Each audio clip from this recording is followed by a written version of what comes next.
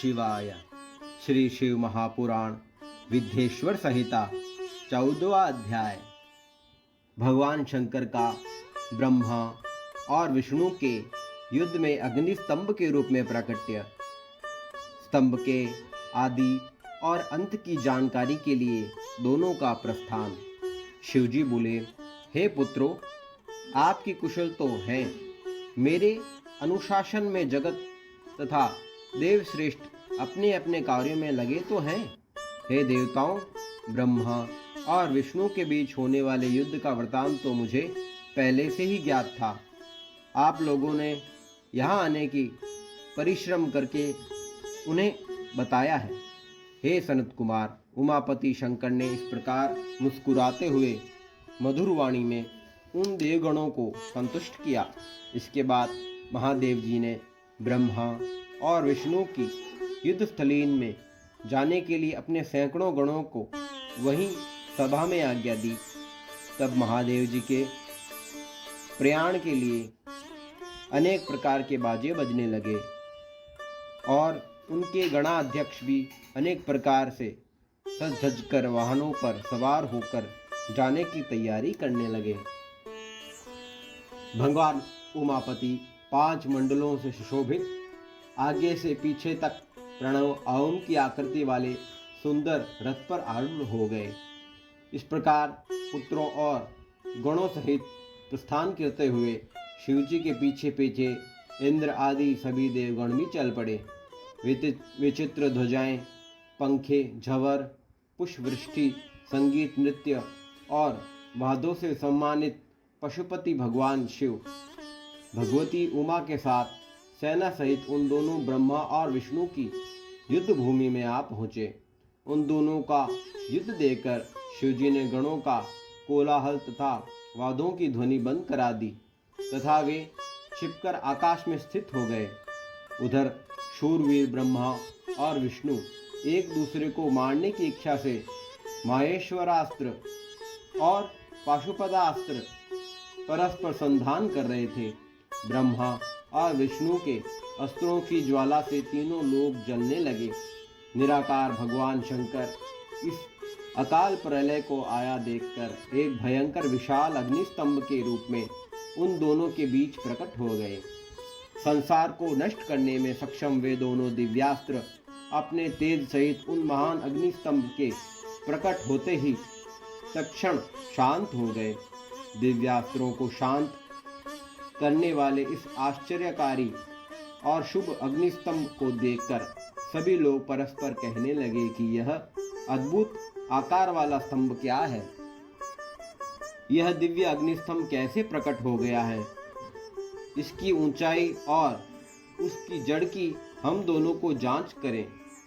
ऐसा एक साथ निश्चय करके वे दोनों अभिमानी वीर उनकी परीक्षा करने को तत्पर हो गए और शीघ्रातिपूर्व चल पड़े।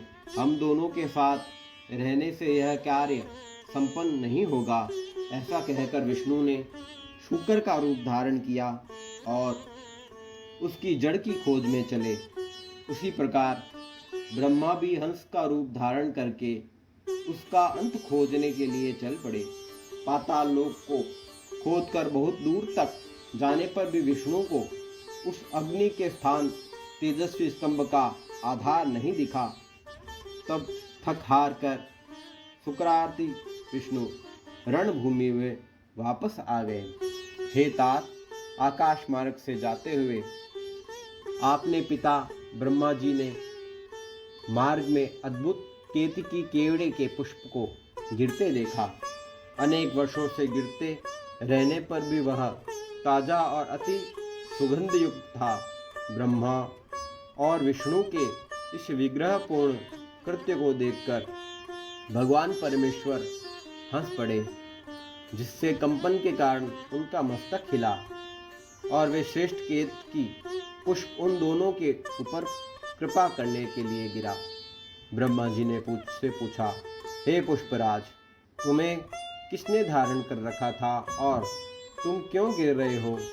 केतकी ने उत्तर दिया, इस पुरातन और अप्रमेय स्तंभ के बीच में मैं बहुत समय से गिर रहा हूँ, फिर भी इसके आदि को नहीं देख सका।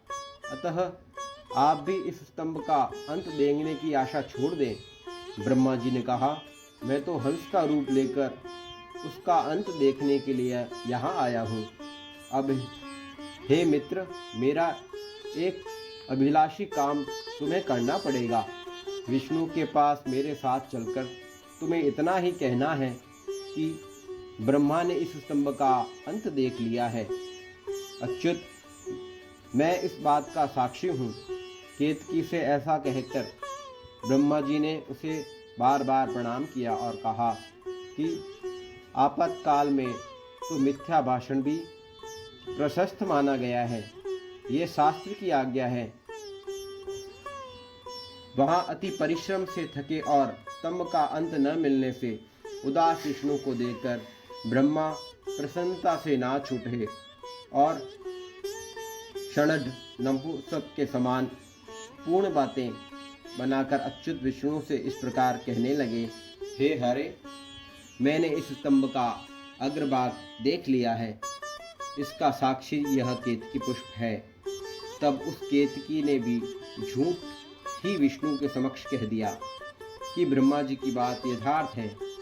विष्णु ने उस बात को सत्य मानकर ब्रह्मा जी को स्वयं प्रणाम किया और उनका षोडोपचार के साथ पूजन भी किया। उसी समय कपटी ब्रह्मा को दंडित करने के लिए उस प्रज्वलित स्तंभ लिंग से महेश्वर प्रकट हो गए।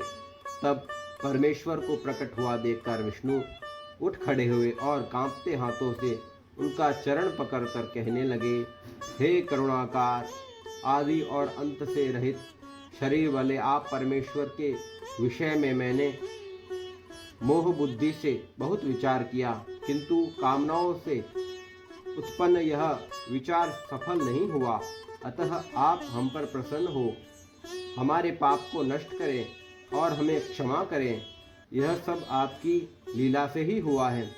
ईश्वर बोले, हे वत्स, मैं तुम पर प्रसन्न हूँ, क्योंकि श्रेष्ठता की कामना होने पर भी तुमने सत्य वचन का पालन किया। इसलिए लोगों में तुम मेरे समान ही प्रतिष्ठा और सत्कार प्राप्त करोगे। हे हरे, सबके अबके आपकी पृथक मूर्ति बनाकर पुण्य क्षेत्रों में प्रतिष्ठित की जाएगी और उसका उत्सव पूर्वक पूजन होगा। इस प्रकार परमेश्वर ने विष्णु की सत्यनिष्ठा से प्रसन्न होकर देवताओं के सामने उन्हें अपनी समानता प्रदान की। ओम नमः शिवाय। श्री शिव महापुराण 14वां अध्याय संपूर्ण हुआ।